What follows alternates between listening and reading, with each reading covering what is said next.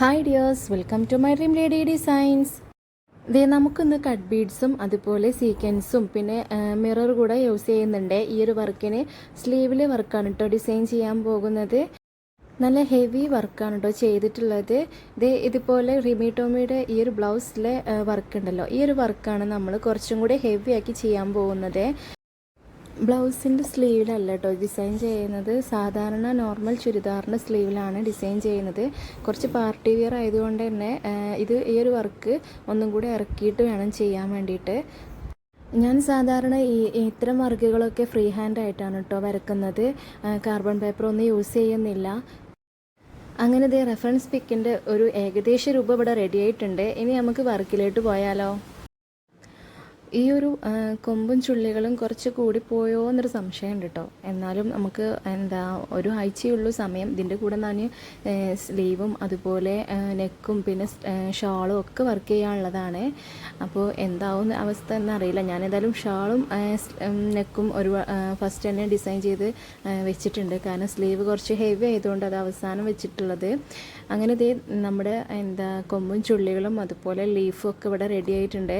ഞാൻ ആദ്യം ഈ ഒരു ലീഫും സ്റ്റെമ്മൊക്കെ വരച്ചതിന് ശേഷം ഫ്ലവേഴ്സുമൊക്കെ നിൽക്കാമെന്ന് വിചാരിച്ചിട്ടാണ് നിന്നിട്ടുള്ളത്. കാരണം ഫ്ലവേഴ്സ് കുറച്ച് സംശയമുണ്ട്, അതിൽ ബ്ലറായിട്ടാണ് കാണുന്നത് ആ ഒരു റെഫറൻസ് പിക്കിൽ. അപ്പോൾ നമുക്ക് ഏത് ഫ്ലവറാണ് കൊടുക്കണം എന്നുള്ളത് കസ്റ്റമറിന് നമുക്കൊക്കെ സംശയമായിരുന്നു.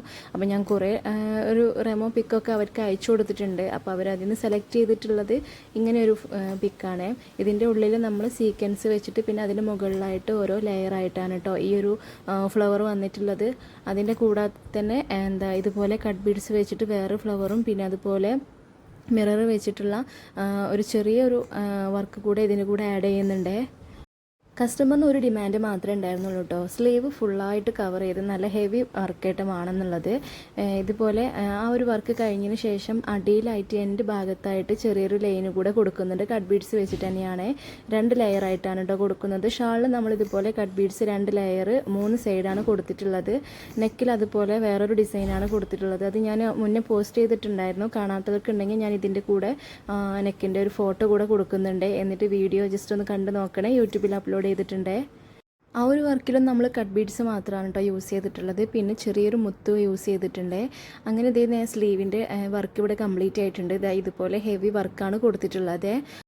നമ്മുടെ റെഫറൻസ് പിക്കിൽ ഒരുപാട് മാറ്റം വരുത്തിയിട്ടാണ് കേട്ടോ ഈ ഒരു വർക്ക് ചെയ്തിട്ടുള്ളത്. ആൾക്ക് നല്ല ഹെവി വർക്ക് വേണം, അപ്പോൾ അതുകൊണ്ട് തന്നെ സ്ലീവ് ഫുള്ളായിട്ട് വേണമെന്നാണ് പറഞ്ഞിട്ടുണ്ടായിരുന്നത്. പക്ഷേ നമുക്ക് ടൈം ഒട്ടും ഇല്ലാത്തതുകൊണ്ട് തന്നെ ഈ ഒരു വർക്ക് ഇവിടെ വെച്ച് അവസാനിപ്പിച്ചൊക്കെയാണ്. അപ്പോൾ എന്തായാലും ഇതുപോലുള്ള വർക്കുകളൊക്കെ ഇഷ്ടമുള്ളവരാണ് നിങ്ങളെങ്കിലും നമ്മുടെ ചാനൽ ഒന്ന് സബ്സ്ക്രൈബ് ചെയ്ത് കൂടാൻ മറക്കല്ലേ.